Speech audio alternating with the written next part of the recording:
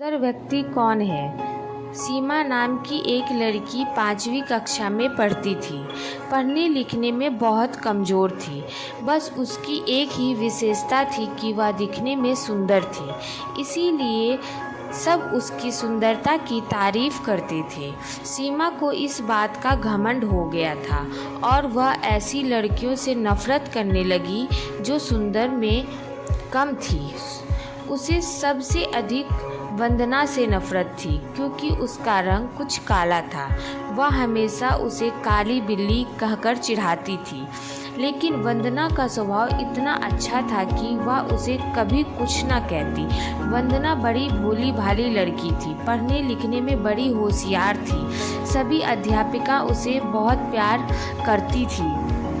घर पर भी माँ उससे बहुत खुश थी। हर काम में माँ का सहयोग देती थी। सभी काम वह मन लगाकर करती थी। वह बड़ी बड़ी सफाई पसंद करती थी, इसीलिए हमेशा साफ सुथरी रहती थी। सीमा सारे दिन घर से बाहर खेलती रहती। अर्धवार्षिक परीक्षा निकट आ गई, लेकिन उसे तो किसी बात का चिंता नहीं था। एक दिन सीमा सवेरे अपने घर से बाहर निकली। उसके पापा नई गेंद लाए थे, इसीलिए वह बहुत खुश थी।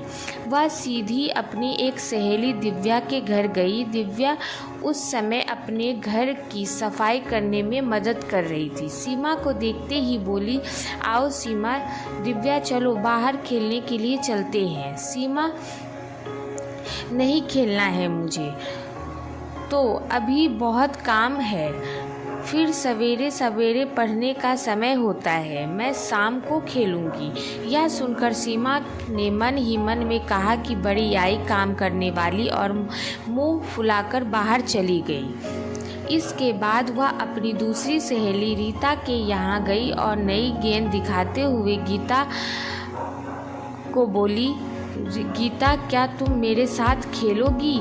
नहीं, मैं तुम्हारे साथ अभी नहीं जा सकती, मुझे अभी पढ़ाई करनी है, घर का काम करना है। यह सुनकर वह चुपचाप बिना कुछ कहे गुस्से से बाहर चली गई। इसके बाद वह अपनी कई सहेलियों के घर गई, पर सभी पढ़ाई कर रही थी, किसी को खेलने की फुर्सत नहीं थी। सीमा सोचने लगी, इन सबको क्या हो गया है?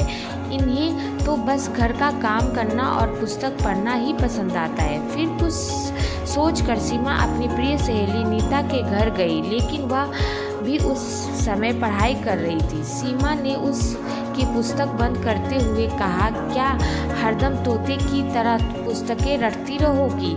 चलो बाहर खेलने चलते हैं। सीमा, वार्षिक परीक्षा निकट है, मुझे पढ़ाई करनी है, इसीलिए मैं तुम्हारे साथ खेलने नहीं चल सकती। तुम भी अपने घर जाकर पढ़ाई करो, वरना इस बार फेल हो जाओगी।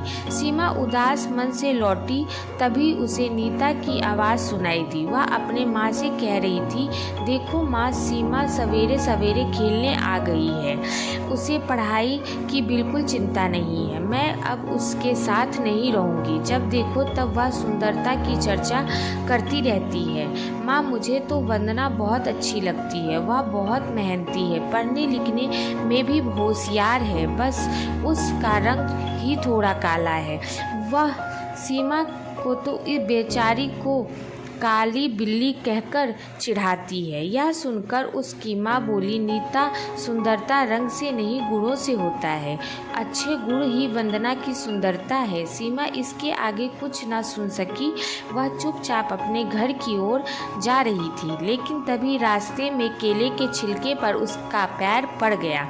वह फिसल गई। वंदना अपने घर के बाहर खड़ी थी। उसने सीमा को गिरते हुए तो देखा तो तुरंत दोनों हाथ पकड़कर उसे बड़े प्यार से उठाया। यह देखकर सीमा की आंख भर आई। वह मन ही मन में सोच रही थी कि वह वंदना से कितना नफरत करती है, लेकिन वंदना के मन में उसके लिए कितना प्यार है। वह बोली, वंदना, तुम सबसे सुंदर हो और मैं काली बिल्ली हूँ। मैं तुम्हें काफ़ी तंग किया है, बहुत चिढ़ाया है तुझे, माफ़ कर दो। अरे भला सहेली से माफ़ी मांगी जाती है? सचमुच सीमा ने अपनी सुंदरता पर घमंड न करना और वंदना को चिढ़ाना छोड़ दिया। इस कहानी से हमें ये सीख मिलती है कि सुंदरता रंग से नहीं गुणों से होता है।